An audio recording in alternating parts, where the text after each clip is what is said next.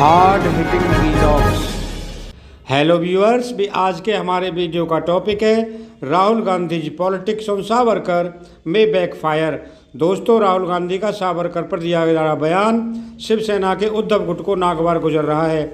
उद्धव ठाकरे ने रविवार को मालेगांव में आयोजित एक सभा में कहा कि हम बीजेपी के साथ जो लड़ाई लड़ रहे हैं वह देश, संविधान और लोकतंत्र को बचाने के लिए है। लेकिन राहुल गांधी को सावरकर के बारे में कुछ भी अनाप शनाप बोलना बंद करना चाहिए।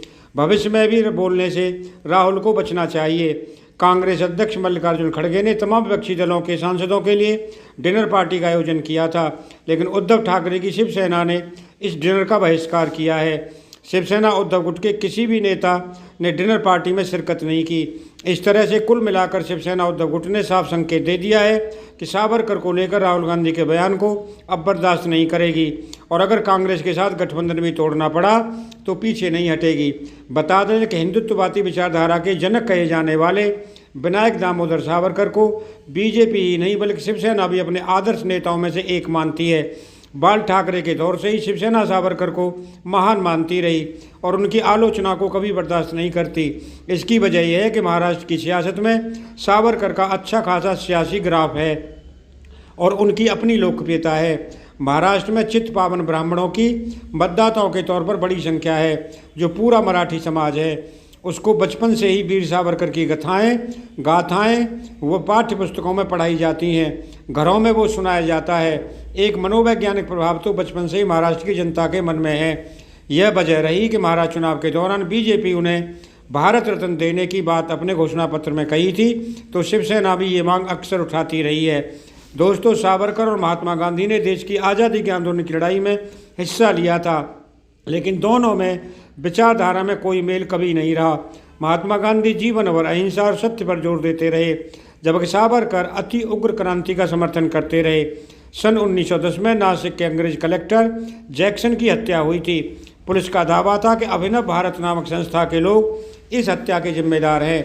अभिनव भारत संस्था का गठन सावरकर ने किया था, लेकिन जिस समय जैक्सन की हत्या हुई उस समय सावरकर लंदन में थे।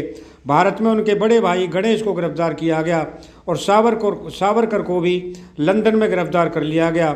उन पर आरोप था कि जिस पिस्टल से जैक्सन की हत्या हुई वो सावरकर ने लंदन से अपने भाई गणेश को भिजवाई थी। जैक्सन पर जिसने गोलियां चलाईं उनका नाम कान्हेरे था। बाद में उन्हें फांसी की सजा हुई। सावरकर को भारत लाकर उन पर मुकदमा चलाया गया। हत्या और राजद्रोह के नाम पर 25-25 साल की 2 सजाएं अंडमान में भुगतने का आदेश हुआ। इसे ही काला पानी की सजा कहा जाता है। अंडमान की सेलुलर जेल में दस्तावेजों के अनुसार सावरकर ने एक नहीं बल्कि 6 बार दया याचिका दी थी। सावरकर 9 साल 10 महीने जेल में थे। ब्रिटिश सरकार बीच बीच में राजनीतिक कैदियों को रिहा करती थी और कैदियों से प्रार्थना पत्र मांगा करती थी। इसी के चलते सावरकर ने दया याचिकाएं के लिए 6 बार माफीनामे लिखे। शिवसेना और बीजेपी दोनों ही पार्टियां सावरकर को अपना आदर्श पुरुष, सच्चा देशभक्त राष्ट्र पुरुष और देश का सुनता सेनानी मानती हैं। वहीं आज़ादी के आंदोलन के दौरान सावरकर के अंग्रेजों से माफ़ी मांगने को लेकर कांग्रेस अक्सर बीजेपी के राष्ट्रवाद पर सवाल खड़ी करती रही है। राहुल गांधी आए दिन अपने बयानों से सावरकर को माफ़ी मांगने वाले नेता के तौर पर स्थापित करने की कोशिश करते रहते हैं। राहुल के बयान पर सावरकर के पोते रंजीत सावरकर ने मुंबई के शिवाजी पार्क थाने में राहुल गांधी के खिलाफ शिकायत दर्ज करवाई थी।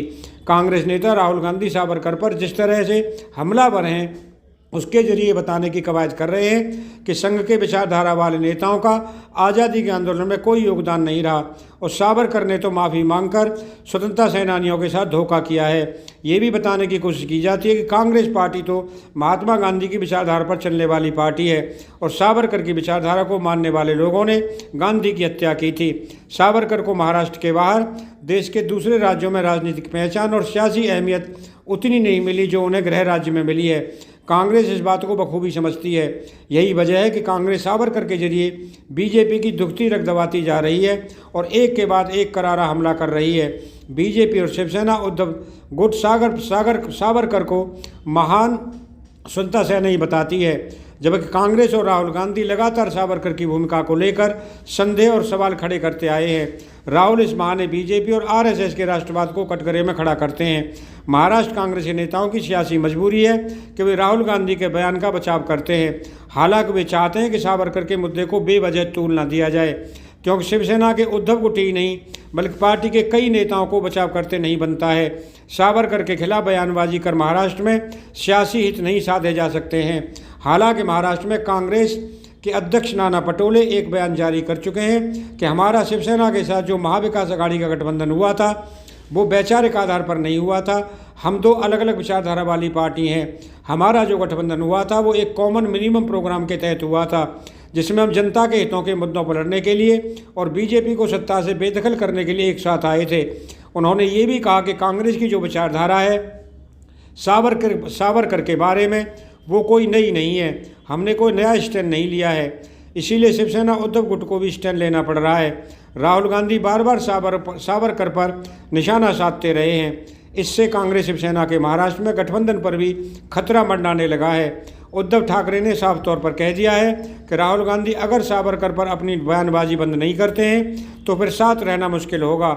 ऐसे में अब देखने वाली बात यह है कि राहुल गांधी शिवसेना नेताओं की इन नसीहतों को कितनी गंभीरता से लेते हैं। दोस्तों, अगर आपको वीडियो पसंद आया हो तो चैनल को सब्सक्राइब करें, वीडियो को लाइक करें, ज़्यादा से ज़्यादा शेयर करें। आप लोगों का बहुत बहुत धन्यवाद। Thank you very much.